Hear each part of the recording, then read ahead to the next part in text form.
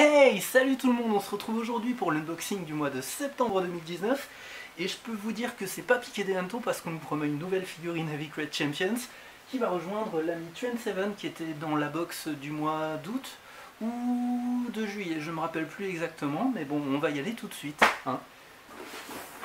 Et du coup, je vais vous présenter le nouveau design de la box, hein, parce que ça a changé le mois dernier, oui.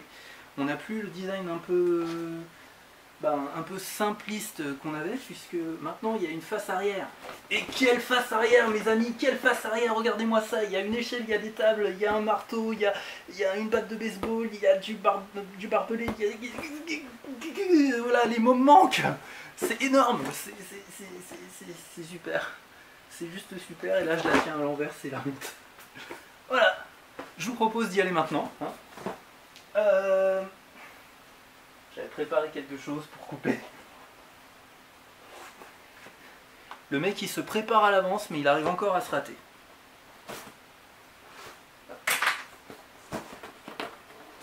Et du coup, alors ouais, je vais juste essayer de dissimuler le contenu parce que franchement, même l'intérieur est féerique. Regardez-moi ça, ils se sont amusés à tout faire à l'intérieur, c'est superbe. Avant, il n'y avait rien.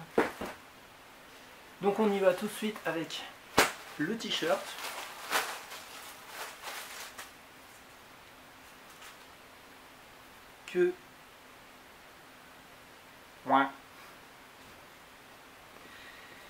T-shirt qui arbore un joli bleu qui me rappelle vaguement celui qu'on avait eu avec The Kiwi Buzzsaw, aka Travis Banks. Et il y a l'état du Texas dessus, je sais pas trop ce que ça va représenter. The world famous. Non. Non. Alors je sais qu'il faut pas taper sur l'ambulance ni foncer dans l'hôpital à tête baissée, mais un t-shirt sur les Von Erichs, faut pas dire world famous quoi, parce qu'on sait tous pourquoi ils sont célèbres. Parce que les enfants Von Erichs étaient bourrés de talent. Mais à un point que c'était même pas possible, les mecs c'était des précurseurs dans les années 80, et ils sont tous morts. Enfin je crois qu'ils sont tous morts, hein. Il doit pas y avoir un seul rescapé de la famille. Mais en tout cas des enfants de la famille Von Erichs, il y avait probablement plus personne. S'ils avaient ressorti un cousin à un moment, ou je sais pas, un truc éloigné, où ils ont dit « Ah bah c'est un des frangins oubliés !» Et nope. Voilà, dommage. Mais sinon, il est chouette, hein. C'est bon. Un t-shirt Von Erichs. Ce sera mon premier. La suite avec le pins. Alors, le pins qui est apparemment à l'effigie de El Phantasmo, qu'on a vu le mois dernier dans un t-shirt qui était très halloweenesque. Et donc, l'édition normale est rouge et l'édition Chase est bleue. Alors, avant de le retourner pour voir quelle édition j'ai, je vais juste vous expliquer 2 secondes. À partir du mois dernier ou du mois d'avant, je ne me rappelle plus exactement, ils ont mis en place un système de chase, un peu comme les Funko Pop, hein, sauf qu'ils limitent à 100 exemplaires, et du coup les 100 exemplaires, ils sont bleus. Et là, j'ai le rouge. C'est pas grave, il n'y a pas énormément de différence entre les deux à part la couleur, donc ça va, hein, je vais pas me plaindre.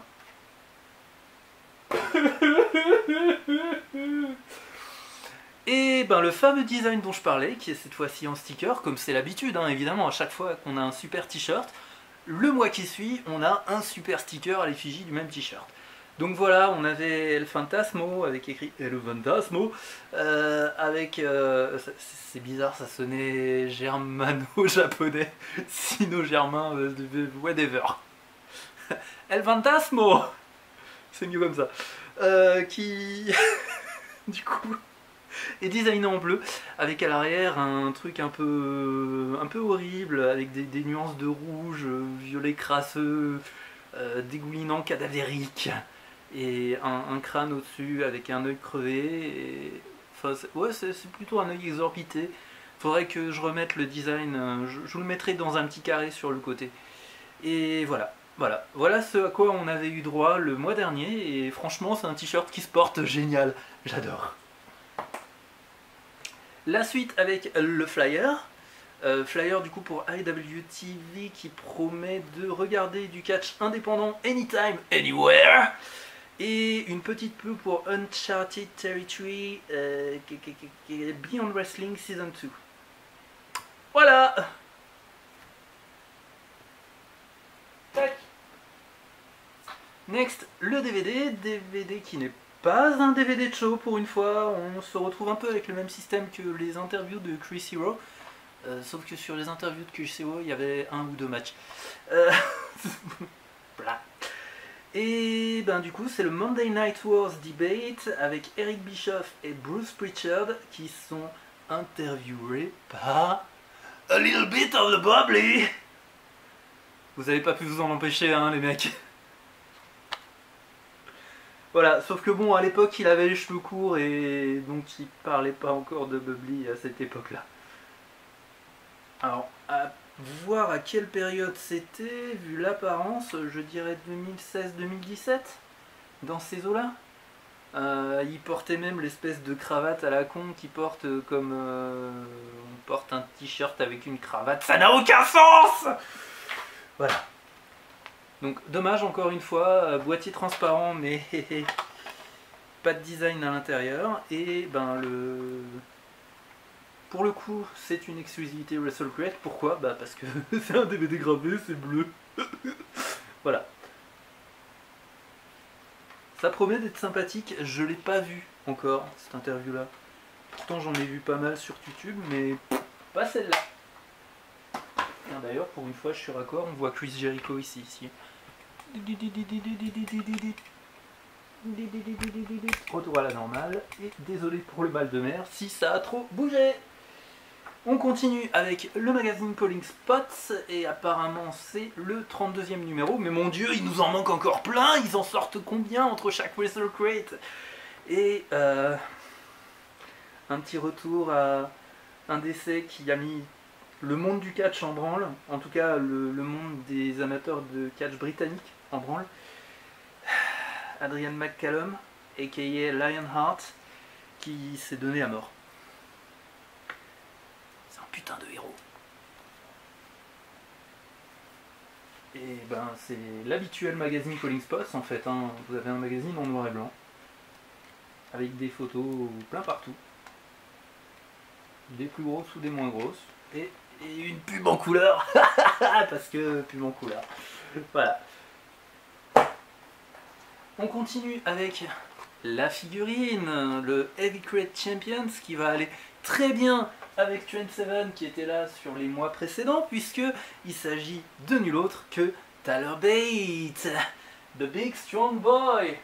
Du coup on va avoir Mustache Mountain et je vais pouvoir m'amuser enfin à terminer le second podium, puisque celui-ci est prêt, mais là j'en avais que 3 et puis ben, je n'avais pas la photo.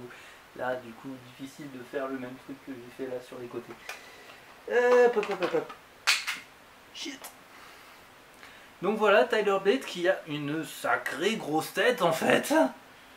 Alors je sais pas s'ils ont fait ça parce qu'il a une tête un petit peu ronde de gamin, parce qu'il est encore jeune, mais il est quand même vachement plus gros au niveau de la tête que son collègue de Mustache Mountain, Trent Seven.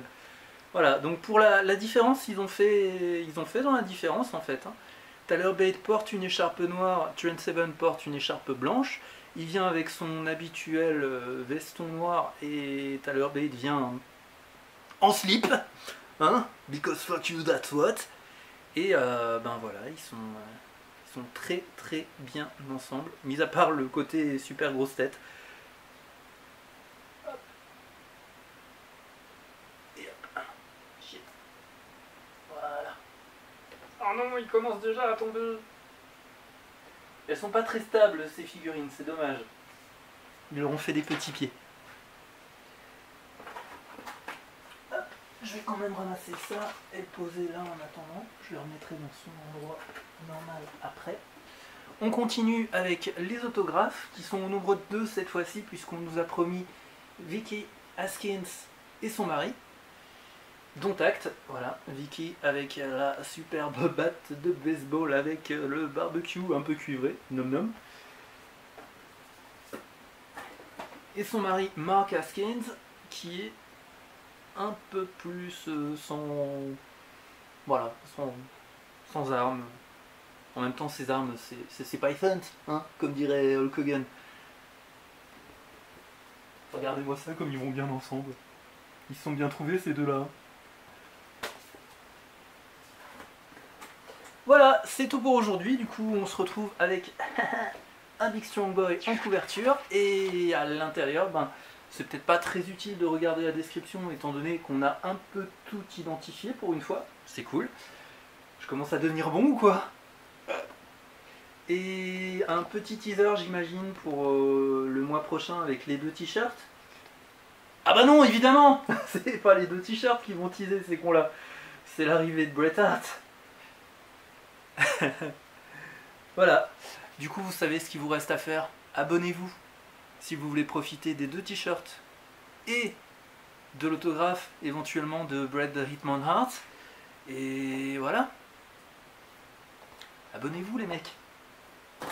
Je vous remercie beaucoup d'avoir suivi cette vidéo, j'espère qu'elle vous aura plu, j'espère que je vous ai pas trop manqué, même si bon, mon public est un peu comme mes cheveux, il part. Et bah, j'espère que vous serez présents au rendez-vous pour le mois prochain, je vous souhaite un très bon mois d'octobre, et on se retrouve du coup à la fin octobre pour le déballage de la Wholesale Crate du mois de... Eh bah d'octobre. C'est fou comme les choses sont bien faites en fait. Allez, ciao. Regardez-moi ça comme ils sont mignons.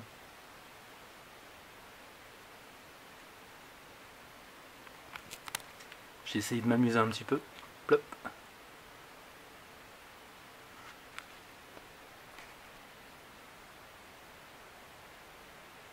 Voilà. Je sais pas si je vais m'arrêter là parce que comme on dit, le mieux est l'ennemi du bien. Et je trouve que c'est déjà bien comme ça. Faudrait à la limite repeindre les côtés, mais on a les designs des Wrestle Crate à l'ancienne. Je sais pas, je vais probablement garder ça comme ça.